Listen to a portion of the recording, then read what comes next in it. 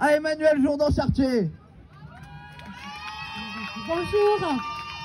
Merci à vous tous. Avant de vous dire quelques mots sur les combats prioritaires de la LDH, je voudrais d'abord remercier Mireille et la FPS. La situation en Palestine, on y est particulièrement sensible en ce moment et à titre personnel, je rentre de Naplouse où nous avons passé 8 jours et j'ai promis à tous les gens que j'avais vus là-bas que nous serions leur voix pour dire ce qui se passe, pour dire l'occupation, l'annexion, l'épuration ethnique, la menace sur les camps à Balata, à Naplouse. Donc c'est à eux que je pense et merci à Mireille. Ils nous ont dit aussi une chose importante, c'est quand ils voyaient sur les réseaux sociaux qu'on était dans la rue à Lille, ça leur faisait chaud au cœur et que ça les soutenait de continuer à manifester pour eux et pour le respect du droit international. Je voulais vous dire un mot de la remise en cause de l'état de droit, de la démocratie et des droits fondamentaux en France, en Europe, aux États-Unis. Ça a pris un virage nouveau ces derniers mois. Les attaques, elles sont de plus en plus virulentes, qu'elles émanent des réseaux sociaux, de certains médias, mais surtout des responsables, des représentants politiques et même de ministres d'État.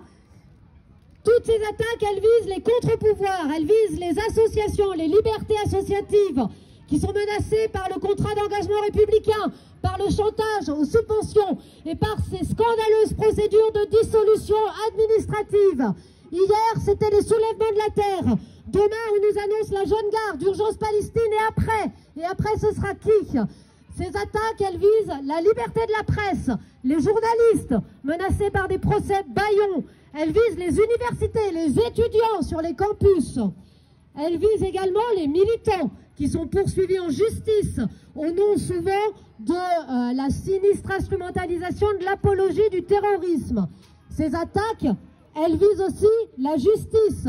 Les menaces de mort contre les juges qui ont prononcé la décision de condamnation du Rassemblement national, ou bien contre les procureurs qui ont requis contre les fonctionnaires de police dans l'affaire du meurtre de Naël. Ce sont également les tribunaux administratifs qui sont attaqués, ceux qui ont prononcé l'annulation du chantier de l'A69 par exemple. Ces attaques, elles visent aussi, bien entendu, la Cour européenne des droits de l'homme, la Cour pénale internationale, qui a prononcé le mandat d'arrêt contre Netanyahou, ou même la Cour internationale de justice de l'ONU. Elles sont dangereuses, elles participent d'une lame de fond qui détricote nos outils de lutte.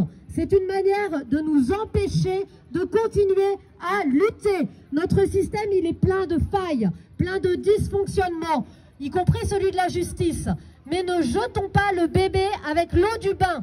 Ce système, il nous permet aussi de faire respecter le code du travail. Quand certains trouvent scandaleux qu'on ne puisse pas travailler, un 1er mai chômé. Il nous permet aussi de protéger, d'essayer de protéger les citoyens des excès des forces de l'ordre.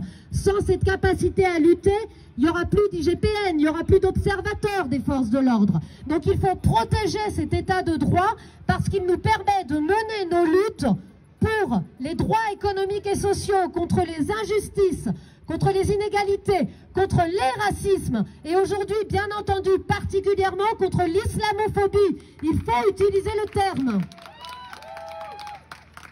Donc ne laissons pas détruire tous les leviers qui nous permettent de nous battre. C'est notre combat prioritaire à la LDH. Préserver l'état de droit, préserver l'écosystème démocratique qui nous permet de construire ensemble l'espoir d'une autre société. C'est aussi la condition pour reconstruire un réel espoir contre une extrême droite qui n'est faite que de fausses promesses et qui fait croire qu'enlever des droits à certains en donnerait plus à d'autres. Donc merci pour nous avoir donné la parole. Nous restons mobilisés avec toutes les forces de la société civile et c'est ainsi que nous vaincrons.